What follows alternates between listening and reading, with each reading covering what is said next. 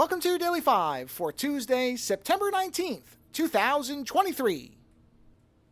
I think I mentioned either in a 5 or on the show that I had started playing a game from 6 years ago, 2017, titled Prey.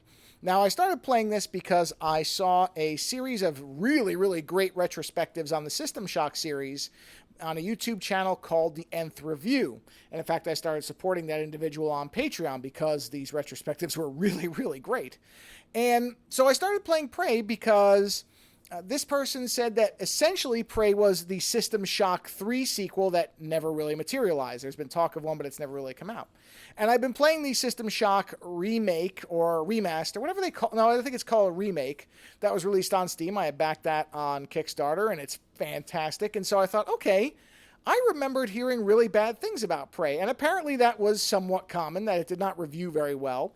But I watched some of the Prey video on the Nth Review, and I stopped before I got to the story spoilers, and I thought, okay, I'm going to give this a shot. And I have just been having an absolute blast with it. It is a really great game.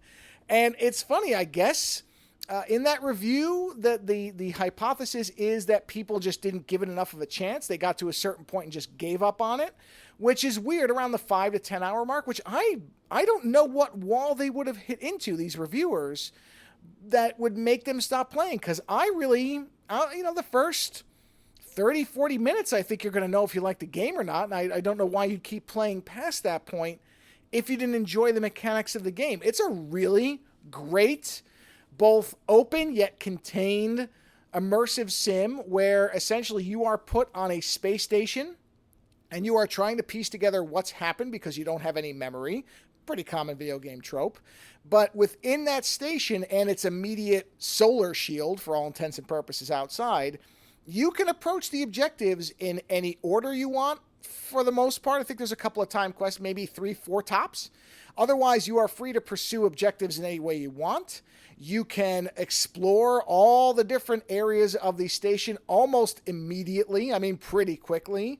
There isn't anything that's gated off or sealed for any type of story progression outside of some of the narrative plot points. You have to proceed to a certain point before you start getting some information. But as far as the actual environment and what you can do in it, you really don't, as far as I could tell. There was never a point where I felt like the game was telling me I couldn't go somewhere, or if it was, that there wasn't a way to circumvent whatever that barrier was. For example, there was a part where I wanted to go outside the station for an objective. I did that, and then I thought, well, I'm out here. Why don't I just explore the outside of the station? And I think I spent another 2 or 3 hours just flying around the station. Now, had I known that later in the game, just as a little tip for anybody who might play it, you will get a booster that makes you accelerate a lot faster because it won't take you as long then. But I didn't know that. I was just thinking, okay, I'm out here.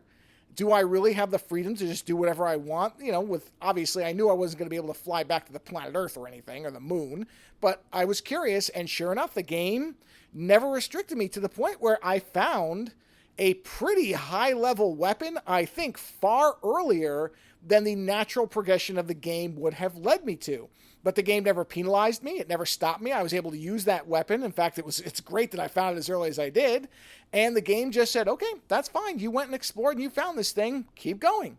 And at no point did I feel like I was ahead of the game. And again, I didn't feel like the game was unnecessarily slowing me down. So I really cannot talk highly enough about this game. I thought it was, and the fact that I slept on it for this long, based on some reviews that I would say were misguided to say, I mean, look, not every game is for everybody. So some of them probably sincerely just didn't enjoy the game because maybe they didn't like immersive sims. And if you want to know what an immersive sim is, go watch some Nth Review definitions of it on the video series, or something like Deus Ex or something like Thief, where basically you are put in a place and given a wide array of options to be able to approach solving the problems the game presents in whatever way you want, with really no guiding hand. Just here's what you can do. Go forth and do things.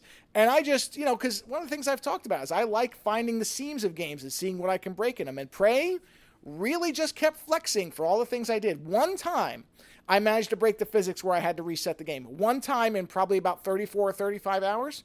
That's pretty good. So again, Prey 2017, it's dirt cheap now if you never played it. And if you missed out on it, give it a chance. It's a great game. Later.